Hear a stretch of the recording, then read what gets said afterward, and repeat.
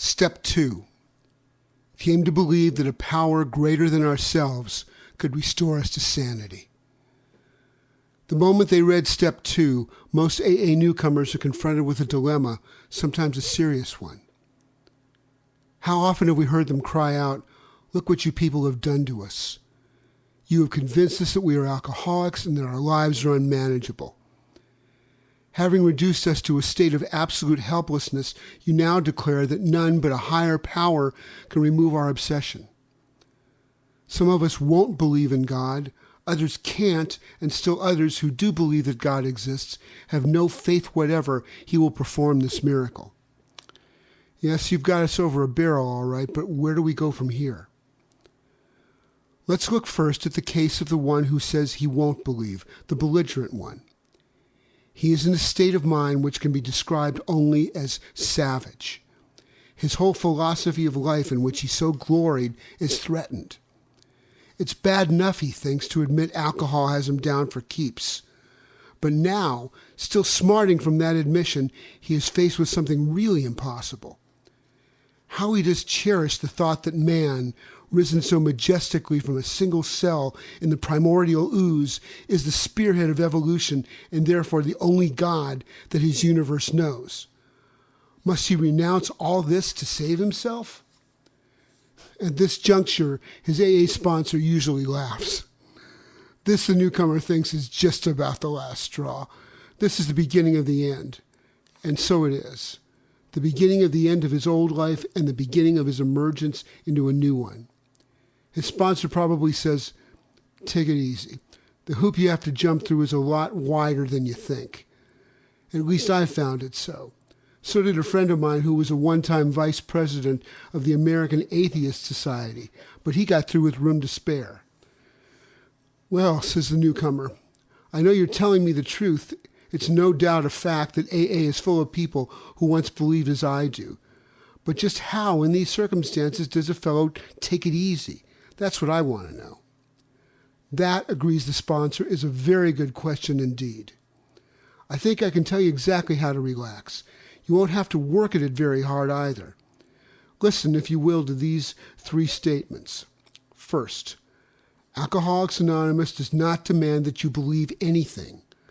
All of its 12 steps are but suggestions. Second, to get sober and to stay sober, you don't have to swallow all of Step 2 right now. Looking back, I find that I took it as piecemeal myself. Third, all you really need is a truly open mind. Just resign from the debating society and quit bothering yourself with such deep questions as whether it was the hen or the egg that came first. Again, I say all you need is the open mind. The sponsor continues. Take, for example, my own case. I had a scientific schooling. Naturally, I respected, venerated, even worshipped science. As a matter of fact, I still do, all except the worship part. Time after time, my instructors held up to me the basic principle of all scientific progress.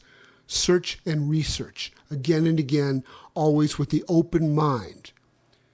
When I first looked at AA, my reaction was just like yours. This AA business, I thought, is totally unscientific. This I can't swallow. I simply won't consider such nonsense. Then I woke up. I had to admit that AA showed results, prodigious results.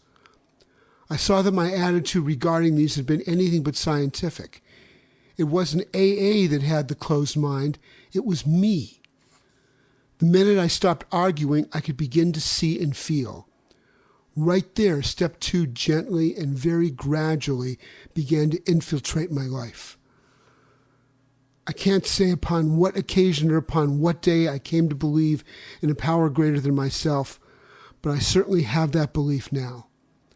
To acquire it, I only had to stop fighting and practice the rest of AA's program as enthusiastically as I could.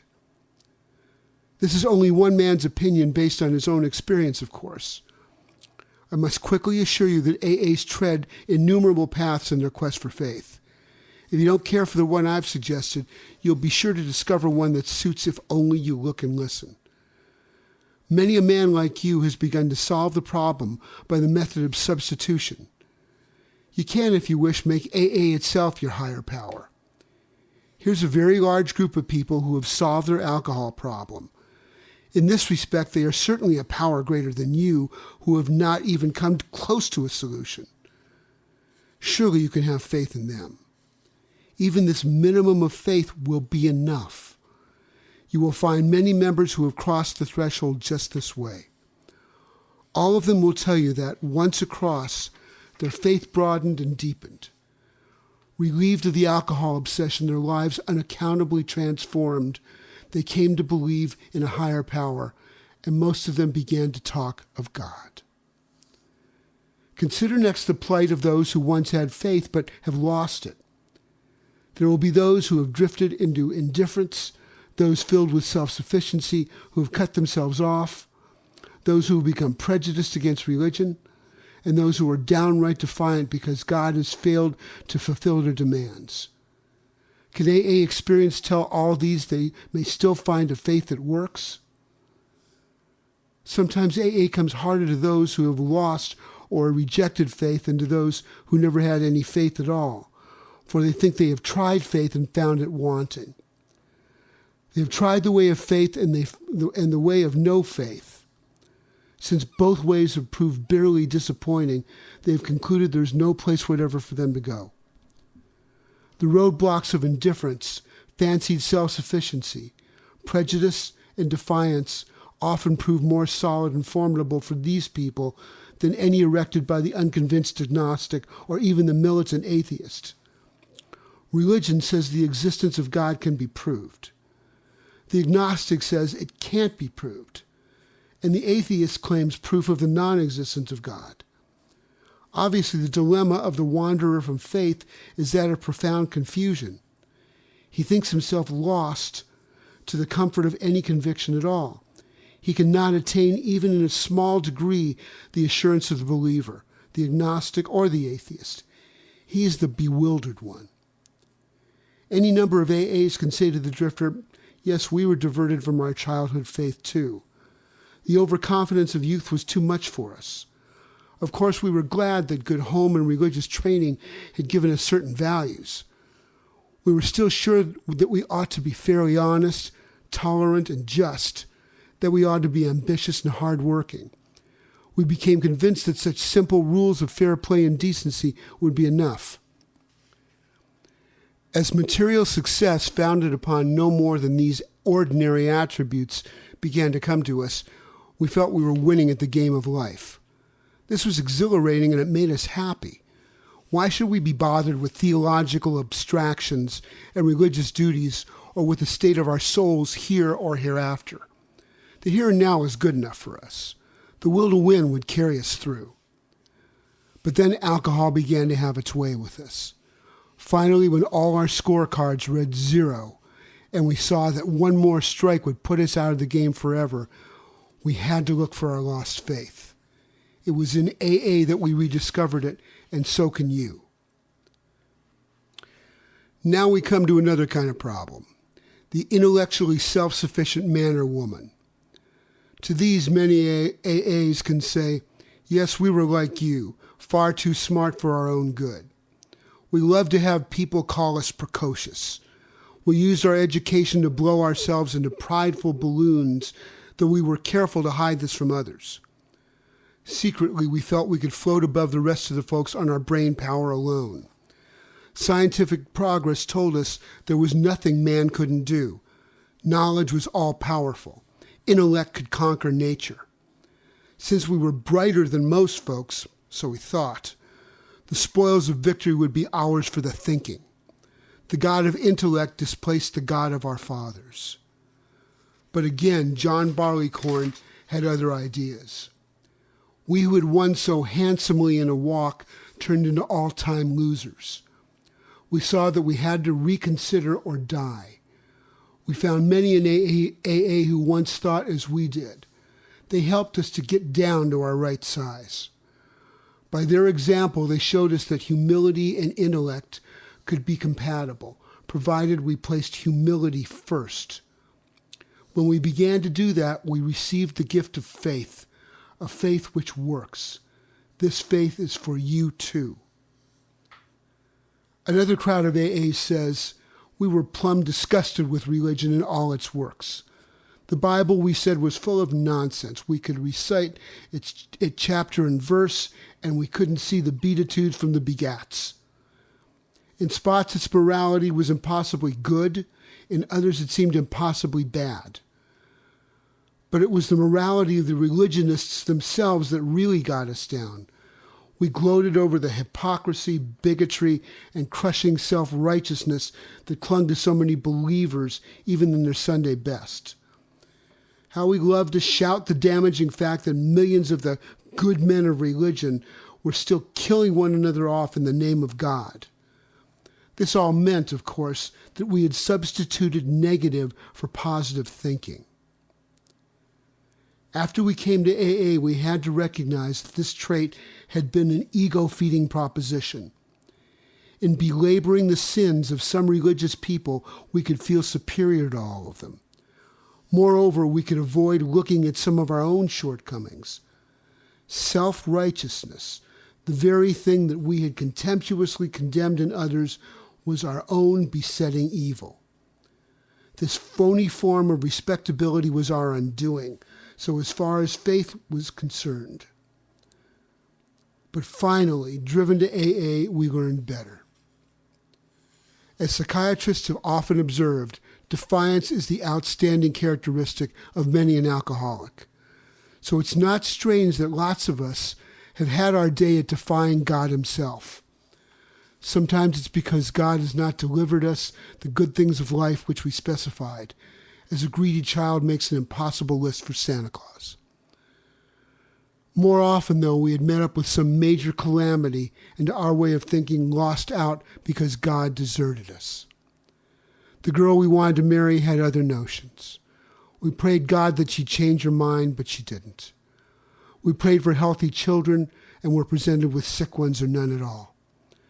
We prayed for promotions at business and none came. Loved ones upon whom we heartily depended were taken away from us by so-called acts of God. Then we became drunkards and asked God to stop that.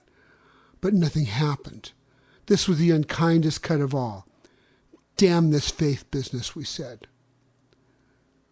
When we encountered AA, the fallacy of our defiance was revealed. At no time had we asked what God's will was for us. Instead, we had been telling him what it ought to be. No man we saw could believe in God and defy him too. Belief meant reliance, not defiance.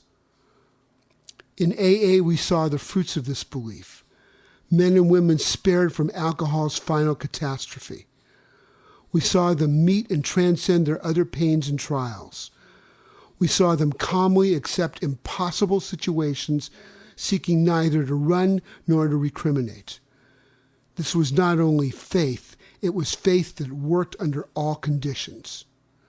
We soon concluded that whatever price in humility we must pay, we would pay. Now, let's take the guy full of faith, but still reeking of alcohol. He believes he is devout. His religious observance is scrupulous. He's sure he still believes in God, but suspects that God doesn't believe in him. He takes pledges and more pledges. Following each, he not only drinks again, but acts worse than the last time. Valiantly, he tries to fight alcohol, imploring God's help, but the help doesn't come. What then can be the matter? To clergymen, doctors, friends, and family, the alcoholic who means well and tries hard is a heartbreaking riddle. To most AAs, he is not. There are too many of us who have been just like him and have found the riddle's answer. This answer has to do with the quality of faith rather than its quantity. This had been our blind spot. We supposed we had humility when really we hadn't. We supposed we had been serious about religious practices when, upon honest appraisal, we found we had been only superficial. Or, going to the other extreme, we had wallowed in emotionalism and had mistaken it for true religious feeling. In both cases, we had been asking something for nothing. The fact was we really hadn't cleaned house so that the grace of God could enter us and expel the obsession. In no deep or meaningful sense had we ever taken stock of ourselves, made amends to those we had harmed, or freely given to any other human being without any demand for reward. We had not even prayed rightly. We had always said, "Grant my wishes," instead of "Thy will be done." The love of God and man we understood not at all. Therefore, we remained self-deceived and so incapable of receiving enough grace to restore us to sanity. Few indeed are the practicing alcoholics who have any idea how irrational they are, or seeing their irrationality can bear to face it. Some will be willing to term themselves problem drinkers, but cannot endure the suggestion that they are in fact mentally ill. They are abetted in this blindness by a world which does not understand the difference between sane drinking and alcoholism. Sanity is defined as soundness of mind. Yet no alcoholic, soberly analyzing his destructive behavior, whether the destruction fell on the dining room furniture or his own moral fiber, can claim soundness of mind for himself. Therefore, step 2 is the rallying point for all of us. Whether agnostic, atheist, or former believer, we can stand together on this step. True humility and an open mind can lead us to faith, and every AA meeting is an assurance that God will restore us to sanity if we rightly relate ourselves to Him.